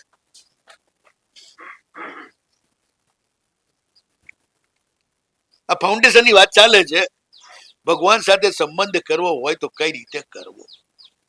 જીવ માત્રમાં પરમાત્માને જે જુએ અને નિસ્વાર્થ ભાવે સામે જે આવ્યું એનો આદર કરે, ગોતવા ન જાય. મને પૂછી જો ઘણા સાહેબ, બોમ્બમાં કોઈ મળતું નથી શું કરવું? અરે જ્યારે મળે ત્યારે લાભ લઈ લેવો. આ રોજ કરવું એ માટે નથી કહેતો, પણ જ્યાં અવસર મળે ને સામે લેવા વાળો આવ્યો કે ફટ આપી દે. એ વખતે આદત હશે થશે. એક વાર હું આબુ ગયેલો અને આ મહારાજ હું અમે 2 જણા હતા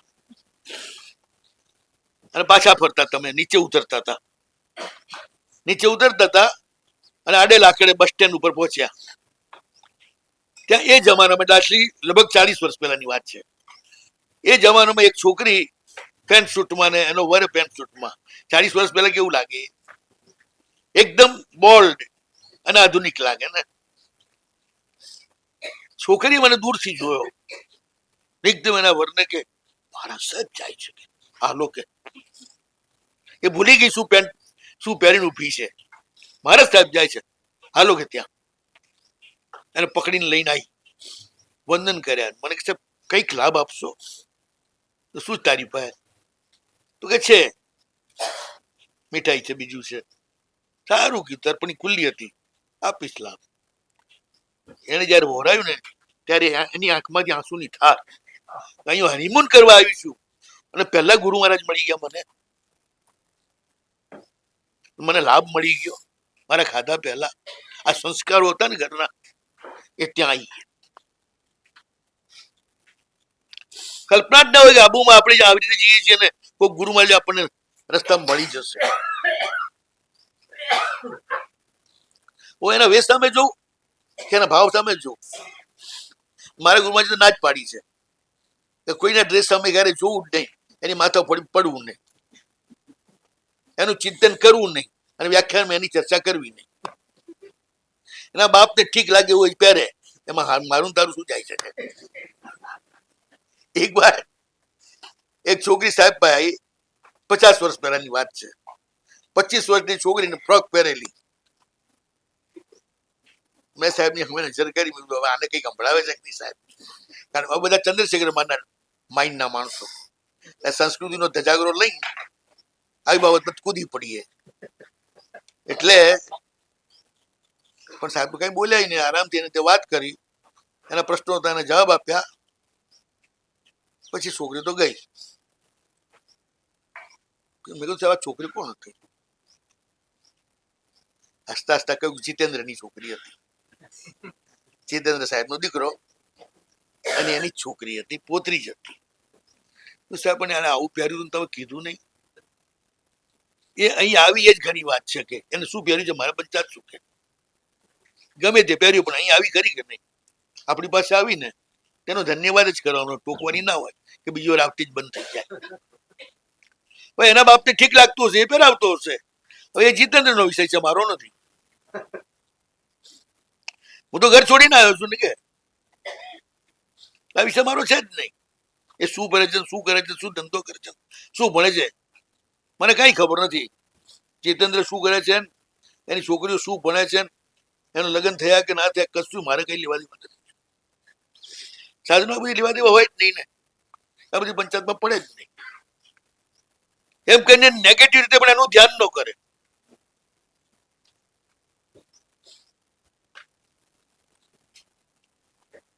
છોકરી ડૂબતી હતી નહેરમાં, બે સાધુ જતા હતા જુવાન, બચાવો બચાવો પેલી બૂમ મારી એટલે એક સાધુ જેને તરતા આવડતું હતું એ સીધો જ પડ્યો નહેરમાં, પેલી ઉચકીને લાઈન મૂકી બહાર. છોકરી અપ્સરા જેવી, એ તો મૂકી બહાર ને રવાના થયો, જેમ મજૂર પોટલું મૂકીને રવાના થાય એમ. રસ્તામાં પેલા બાજી હાથે સાધુ હતા ને કે યાર गजब कर नाख्यो, आज अस्त्री का स्पर्श हो गया तेरे को और तूने पूरी उठा करके उसको बाह में भर के उठा के ले आया. हरनी बेहोश हो શું કરે, ઉપાડી રીતે લાવવી પડે ને. આજ ગજબ હો ગયા, તેરે બ્રહ્મચર્ય में गड़बड़ हो गई. એ રસ્તામાં ચાલતું રહ્યું 1 કિલોમીટર 2 કિલોમીટર પછી પેલા નાના સાધુએ કહ્યું કે महाराज एक बात कहूं तो कहा को, मैं तो उसको वहीं छोड़ के आया, अब अभी उठा के चल.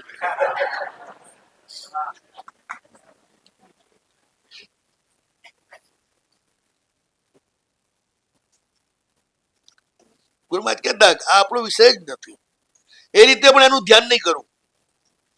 સમયના ડ્રેસનું વલણ તો તમારી આ સામે આવે જ ને. આજે જે નકારાત્મક છે તમારું વલણ, એ કાલે જ એની સામે હકારાત્મક થઈ શકે, કારણ કે દરેક નેગેટિવ નું પોઝિટિવ થતું જ હોય છે. એટલે ઉપેક્ષા, એની સામે નજર ને ઔદાસીન્ય, આની પંચાયત બી નહીં કરવાની. પછી એમણે બી બહુ સરસ વાત કરેલી સાહેબ, સાહેબ ઉદ્ભટ વેશ, જે દેશમાં જે વેશનો રિવાજ હોય એ પહેરે તો ઉદ્ભટ વેશ ન ગણાય, પણ જે દેશમાં જે વેશનો રિવાજ ન હોય અને નવું પહેરે તો ઉદ્ભટ કહેવાય, જેનાથી લોકોની નજર ખેંચાય કાવલી નવું કોણ આવ્યું છે.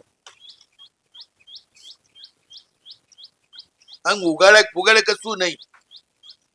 હવે મારવાડમાં છે ને કપડા એવા જ હોય છે, બેકલેસ, પાછળ ખુલ્લું જ હોય, ખાલી દૂરી જ બાંધેલી હોય, પણ એમનો ડ્રેસ છે ત્યાંનો, એ સાડી ના હોય, એમને ઓઢણું જ હોય, અડધા ડંકા અડધાના ડંકા, પેટ ખુલ્લું બી હોય, પણ એમનો ડ્રેસ છે ત્યાંનો, તે ઉદ્ભટ ન કરે. કે આવી ચર્ચામાં આપણે પડવાનું બી નહીં, પણ ઉદ્ભટ નો અર્થ આટલો જ છે, ધ્યાન ખેંચે બધાનું કે આ કોણ છે, આ કંઈક નવું છે.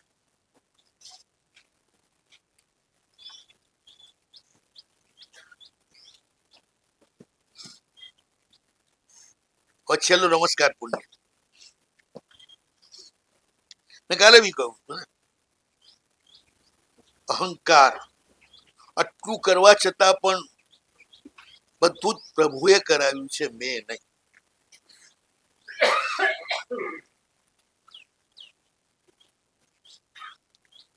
જજ ફાંસી આપે એ જજે ફાંસી આપી કહેવાય કે કાયદાએ ફાંસી આપી કહેવાય? એ જજ ફાંસી આપે એટલે જે મરે એના હગા જજને મારવા જાય?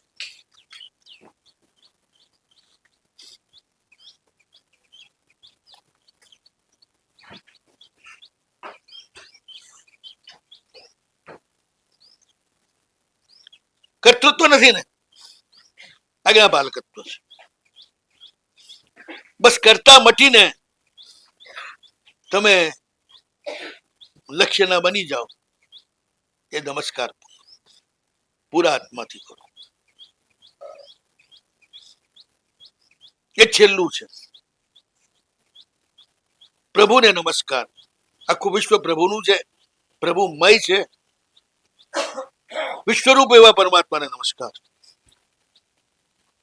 આપણે એના એક અંશ છીએ,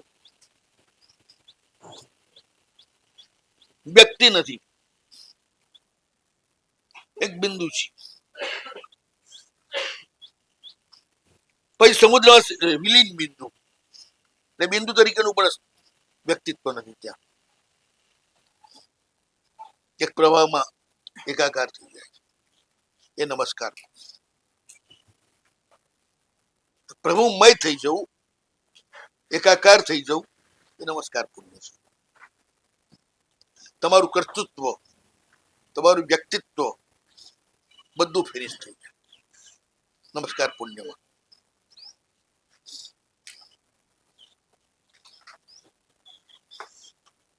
નૌકાર એનો જાપ પણ એનું સાધન જ છે.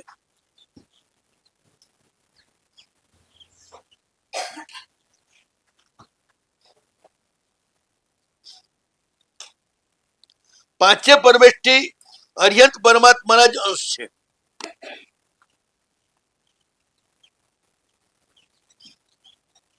અર્યંત પરમાત્મા જેમ પાંચ કલ્યાણકમાં છે એમ પાંચ પરમેષ્ઠીમાં પણ અર્યંત પરમાત્મા જ છે.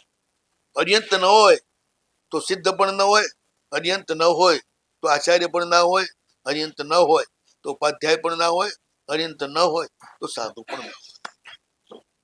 બધામાં અર્હત ચેતનાનો અંશ હોય જ છે, પ્રવાહ હોય જ છે. ચાહે 1 વોલ્ટેજનો બલ્બ હોય, ચાહે 100 વોલ્ટેજનો બલ્બ હોય, ચાહે 1,00,000 વોલ્ટેજનો બલ્બ હોય, પણ લાઇટમાં કોઈ ફરક? વીજળી તો એની જ હોય ને, એમાં વોલ્ટેજનો જ ફરક છે. ગુરુમાં ઘણી વાર કહેતા અર્યંતમયમ વિશ્વમ, આખું વિશ્વ અર્યંતમય છે.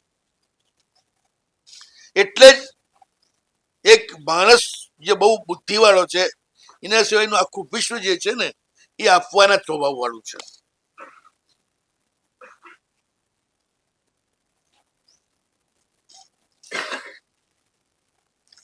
કોઈ વૃક્ષને ક્યારે પોતાની છાયાનો લાભ જતું જોયું? પોતાના ફળ ખાતું જોયું? કોઈ ગાયને પોતાની દૂધ પીતી જોઈ?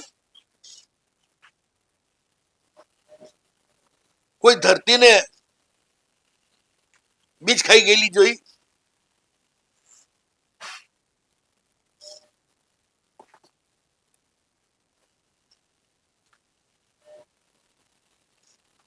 બધા જ પરોપકારાય વહંતી નદ્ય, પરોપકારાય ફલંતી વૃક્ષા, પરોપકારાય દુહંતી ગાવ, પરોપકારાય સતામ વિભૂતયા. આખું વિશ્વ આપવાના વ્યવહાર ઉપર જ ચાલે છે. બધા જ પરસ્પર એકબીજાને જીવન આપી રહ્યા છે, પરસ્પર ઉપગ્રહો જીવાના. એટલે આપવું એ પ્રાકૃતિક છે, સંઘરવું એ અપ્રાકૃતિક છે. આપવું એ જ પ્રકૃતિ છે આપણી. સમગ્ર વિશ્વની પ્રકૃતિ આપવાની છે તો પછી આપણે શેનું ભેગું કરવાનું હોય? બસ પેલી સંજ્ઞાઓ ધણી થવાની, હાર ભાઈ મૈથુન પરિગ્રહ,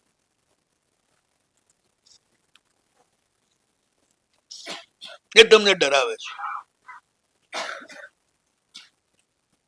ગમે તેટલું પાણી ભરી લો તમે નદીમાંથી, તમારા પાણી ભરવાથી નદી ખાલી થવાની ખરી?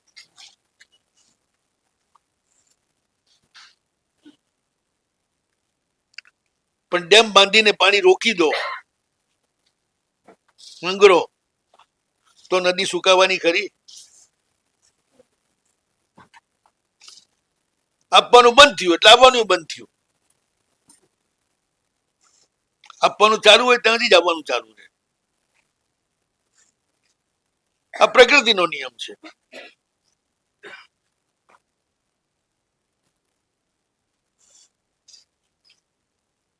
આખી પ્રકૃતિ પરમાત્માની જે આજ્ઞા છે, જો જે તમને અપ્રિય છે એવું કોઈની પણ સાથે આચરણ કરવું નહીં, જે પ્રિય છે એ આચરણ કરવું, આખી પ્રકૃતિ જ કરી રહી છે.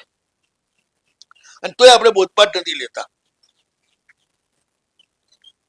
બધા જ ફળ ઝાડ ઉપરથી લઈ લેવામાં આવે તોય પાછા બીજે વર્ષે ફળ એના કરતા વધારે ભરાઈ જાય છે. શિયાળા વગેરેમાં વૃક્ષની બધી ડાળીઓ છાંડવામાં આવે, પણ 4 મહિના પછી જુઓ તો એના કરતા ડબલ આવી ગયું.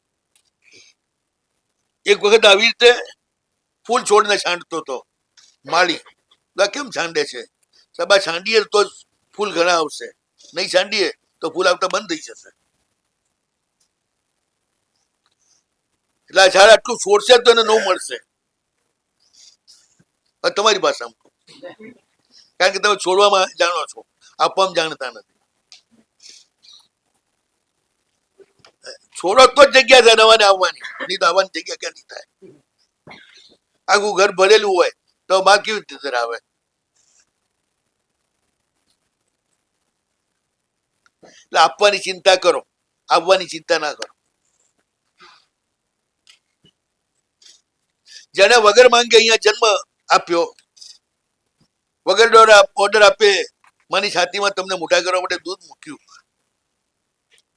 આટલું બધું જેને આપ્યું, આખું શરીર આપ્યું, કોઈ ફેક્ટરીમાં ન મળે એવું, કોઈ વૈજ્ઞાનિક ન બનાવી શકે એવું, આટલું બધું જે આપી રહ્યો છે એ શું નહીં આપે? અને બધા જ આપી જ રહ્યા છે ને. સૂર્ય પ્રકાશ આપે છે, ચંદ્ર શીતળતા આપે છે, તારાઓ પણ અલગ અલગ એનર્જી આપે છે, ગ્રહો પણ શક્તિ આપે છે, બધા આપી રહ્યા છે. કોઈ તમારી પાસે ટેક્સ માંગે છે?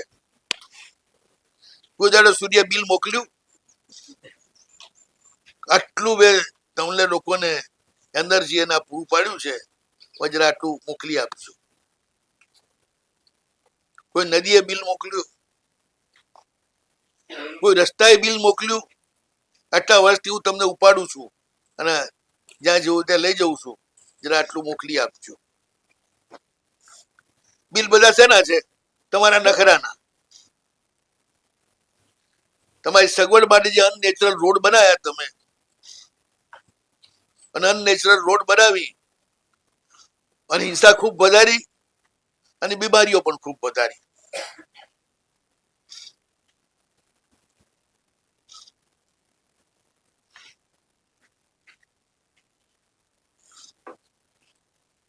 અને હેરાન થઈ રહ્યા. ઘર માટીનું હોય, લીપણનું હોય, એ ઘરમાં ક્યારેય કોઈ બહેનના ગુડા દુખવા નહીં આવે. પણ ફેક્ટરીઓમાં પકવેલી ભયંકર સમારંભથી બનેલી લાદીઓ, કે જીવતા પથ્થર કાપીને બનેલી આર્સની બધી લાદીઓ, એ જે ઘરમાં લાગશે એ ઘરમાં બધી બીમારી આવશે.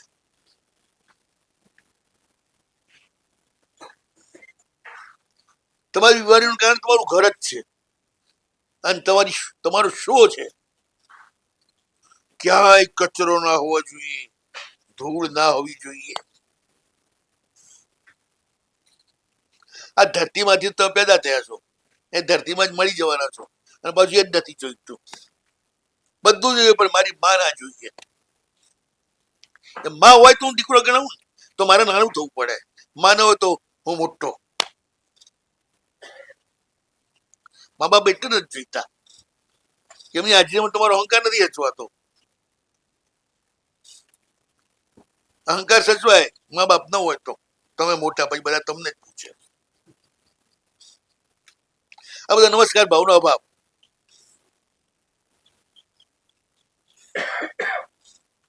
એ દાન સૌથી છેલ્લું છે ને સૌથી અઘરું છે અને સૌથી કિંમતી છે. બાકીના 9 દાન, 8 દાન, એનાથી જે પુણ્ય બંધાય વર્ષો પછી, એ પુણ્ય એક જ ક્ષણમાં નમસ્કાર દાનથી બંધાય. એટલું જબરદસ્ત એની તાકાત છે. સ્વયંનું સમર્પણ, અહંકારનું સમર્પણ, ઈચ્છાઓનું સમર્પણ, પ્રભુની આજ્ઞાનું પાલન, એ જ ભાવ નમસ્કાર છે. પ્રભુની આજ્ઞા એ જ કોઈનું પણ અપ્રિય કરવું નહીં. સગા દીકરો હોય કે પત્ની હોય તો પણ તમને હક નથી દુઃખી કરવાનું, અપ્રિય કરવાનું. જે કરવું એ પ્રેમથી કરો, પુચકારીને કરો. ઘૃણા અને તિરસ્કાર એક જીવ પ્રત્યે પણ કરશો તો કાલે બધા જ જીવોનો કરશો. માટે આદત નહીં પાડવાની. એક સંત હતા, માખી આઈ પાસે, એટલે ઝાપટ મારી, એકદમ માખી જતી રહી. 1 મિનિટ પછી એ સંતે ધીરે રહીને આમાં હાથ કર્યો. ભક્તે પૂછ્યું કે માખી હતી ત્યારે કામ કર્યું બરોબર છે, ત્યારે માખી નથી તો કેમ કર્યું? તો કે જયારે મેં આ ઝાપટ મારી ત્યારે હોશમાં નતો, અને ઉપયોગ પણ જોરથી ઝાપટ મારી દીધી, એને પીડા પહોંચી એવી રીતે. એટલી મારી આદત ખોટી ન પડી જાય એટલા માટે મેં ધીરે રહીને હાથ ફેર્યો કે મારે આ રીતે કરવું જોઈએ જેથી મારી આદત ખરાબ ન થઈ જાય.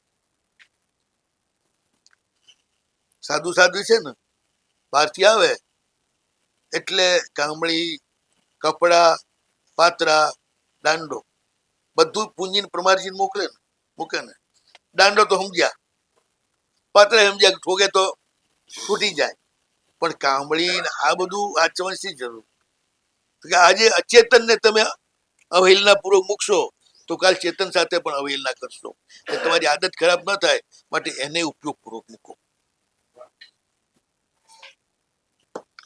જીવનમાં જે સહાયક છે ને એને પણ ચૈતન્ય જેટલો જ આદર આપો.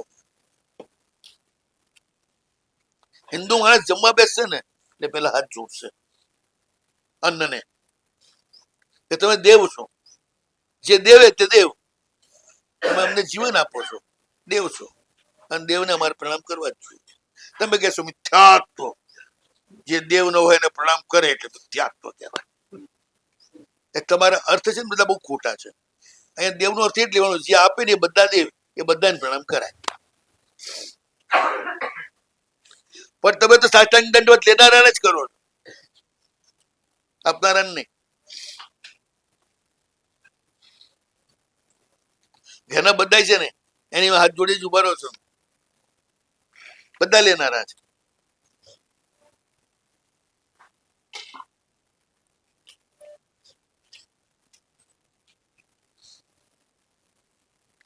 નવો અરિહંતાણ અહંકારનું વિસર્જન. પ્રભુ તું જ છે, હું નથી. હું છું એ મારો ભ્રમ છે, રિયલમાં તું જ છે, તારું શાશ્વત અસ્તિત્વ છે. અને મારું વ્યક્તિત્વ છે ક્ષણભંગુર, આ છે કાલ નષ્ટ થઈ જશે. તું અહીંનો શાશ્વત માલિક છે, હું ટેમ્પરરી છું. પરમાત્મા બધા જ સચરાચર પદાર્થના શાશ્વત માલિક, અને એમની સત્તા પ્રમાણે ચાલતું વિશ્વ, એમાં કોઈ ફેરફાર કરી શકે?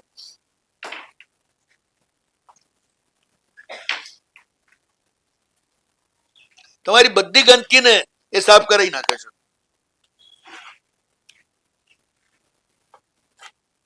એમની વ્યવસ્થા છે આટલી. એ પતિત પાવન પણ છે.